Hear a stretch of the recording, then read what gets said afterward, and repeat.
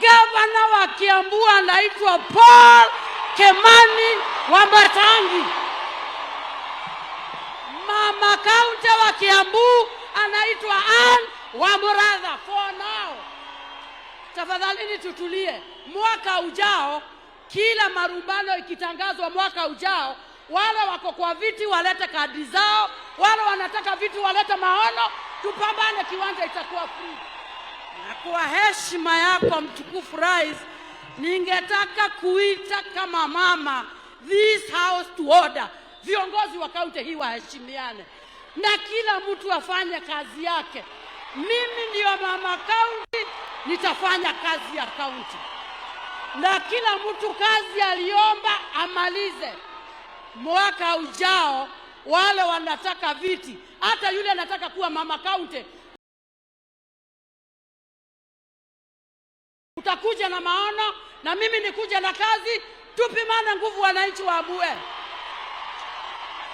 Wale wanataka kiti cha rais watakuja na nguvu zao, president akuja na kazi, tupambane.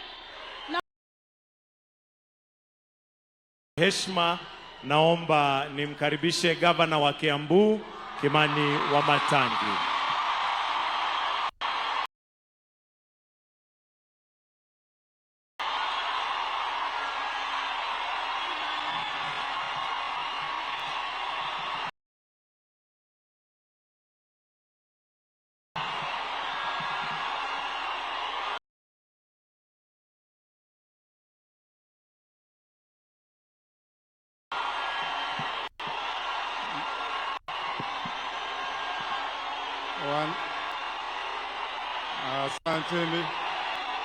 Asanteni.